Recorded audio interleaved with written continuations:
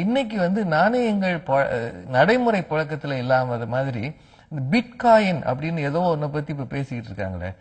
பிட்காயின்றது ஒண்ணு இப்ப ரொம்ப வளர்ந்துட்டு வருது சார். அது ஒரு வர்ச்சுவல் மணின்னு அதை சொல்லலாம். அது டிஜிட்டல் கரன்சியா? டிஜிட்டல் கரன்சி அப்படின்னு ஒண்ணும் கிடையாது. இப்ப பிட்காயின்னா ஒரு காயினை காமிங்கன்னா அந்த மாதிரி யாரும் காமிக்க முடியாது. ஒரு ஜப்பானியர் ஒருவர் தான் அந்த கான்செப்ட் உருவாக்கி இருக்காரு.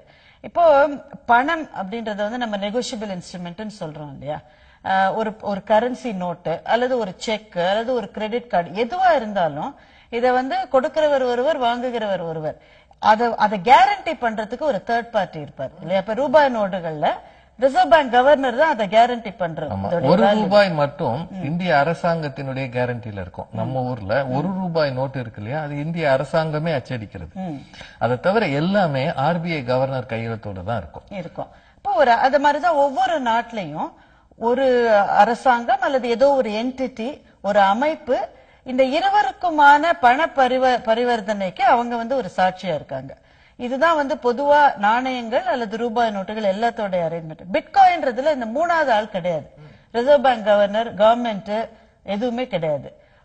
கொடுக்கறவன் வாங்குறவன் இவன் 2 பேர் தான்.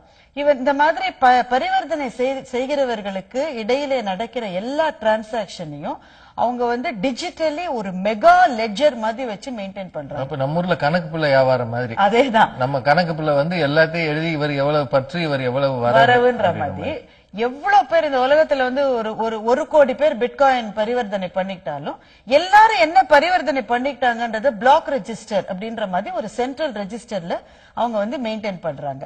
இப்போ வியாபாரிகள் சில பேர் பிட்காயின்ஸ் அக்செப்ட் பண்ணிக்கிறாங்க.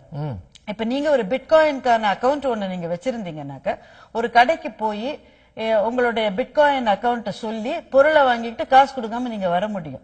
அதுல இருந்து உங்களுடைய அந்த அக்கௌண்ட்ல இருந்து வியாபாரியினுடைய. எனக்கு அதுல ஒரே ஒரு விஷயம் புரியல. இப்போ பல்வேறு கரன்சிஸ் இருக்கு இல்லையா, ஒவ்வொரு கரன்சிக்கும் ஒரு வேல்யூ இருக்கு. அப்ப இந்த பிட்காயினுடைய நோஷனல் வேல்யூவையும் அவங்க பப்ளிஷ் பண்றாங்க. இதனுடைய வேல்யூ எவ்வளவா இருக்கிறது. இப்ப US டாலருக்கு ஈக்குவலன்ட் நம்ம இந்திய ரூபாய். அது மாதிரி இப்போ ஒரு பொருளினுடைய விலை ஒரு US டாலர்னு ஒரு வியாபாரி சொல்றாருன்னு வச்சுக்கோங்களேன். அது பிட்காயின்ல வாங்கினா எவ்வளவு அப்படின்றதுக்கான ஒரு வேல்யூவையும் அவர் நம்ம ஊர்ல இது அதிக புழக்கத்துல இல்ல. ஆனா வெளிநாடுல ரொம்ப அதிகம். இது USலயும் இது இப்ப அதிகம் வர ஆரம்பிச்சிருக்கு. ஏன் வியாபாரிகள் இதை செய்யணும்? அவங்களுக்கு அதனால என்ன லாபம்? இதை அடைகிறவர்களுக்கு என்ன லாபம் அப்படின்னா, இப்ப பாருங்களேன், கிரெடிட் கார்டு அல்லது முதல்ல பணத்தை கொண்டு போய் வாங்குவது என்பது இனிமேல் முடியாது. கத்தையா நோட்டை எடுத்துக்கிட்டு போயெல்லாம் நீங்க இனிமேல் ஷாப்பிங் பண்ண முடியாது. அப்ப கிரெடிட் கார்டு அல்லது டெபிட் கார்டு நீங்க கொடுக்கிற போது அந்த வியாபாரிகள் அந்த கிரெடிட் கார்டு நடத்துபவர்களுக்கான ஒரு டிஸ்கவுண்ட் ரேட்டை கொடுக்க வேண்டும். ஒரு கமிஷன் மாதிரி MDRன்னு சொல்லுவோம். அதை மர்ச்சன்ட் டிஸ்கவுண்ட் ரேட்னு அதை சொல்லுவோம். 2%, 1.5% அந்த மாதிரி எல்லாம் இருக்கு.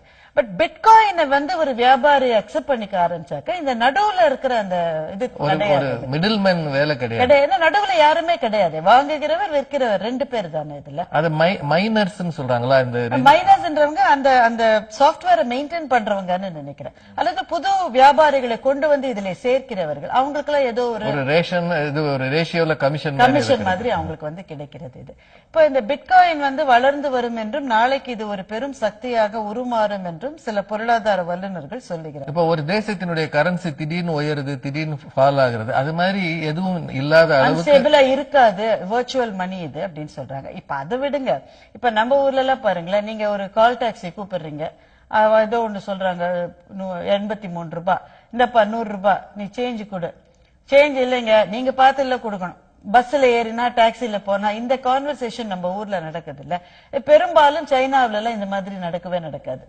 என்ன காரணம்? நீங்க ஒரு டாக்ஸில ஏறுறீங்க, இறங்குற இடத்துல அவன் ஏதோ சொல்றான் இவ்வளவு ₹83 அப்படின்ன உடனே அவங்க வாலெட் மூலமா அதை பே பண்றதுக்கு நீங்க இந்த கால் டாக்ஸி புக் பண்ணும் போதே உங்க அக்கௌண்ட்ல இருந்து அது டெபிட் ஆயிருது.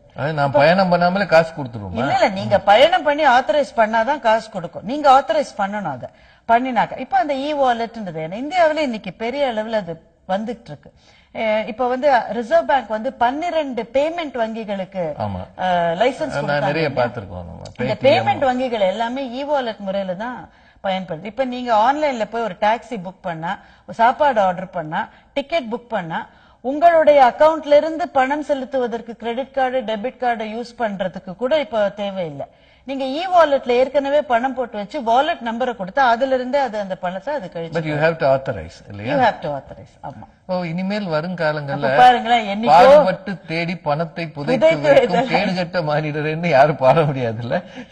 சின்ன சின்ன நாணயங்களிலிருந்து ஆரம்பித்த மனிதனுடைய பணத்தோடான உறவு இன்னைக்கு பாருங்களேன், பணம் என்பது எதுவுமே இல்லாம வர்ச்சுவல் ஸ்பேஸ்லயே நடமாடுகிற அளவுக்கு வந்து ஸ்பேஸ் அப்படின்றது எல்லையற்றது மாதிரி இந்த பிட்காயின் அப்படின்றதும் எல்லையற்ற ஒரு பிட்காயின் வேற, இ வாலெட் சரி, அது ரெண்டுக்கு வித்தியாசம் இருக்கு.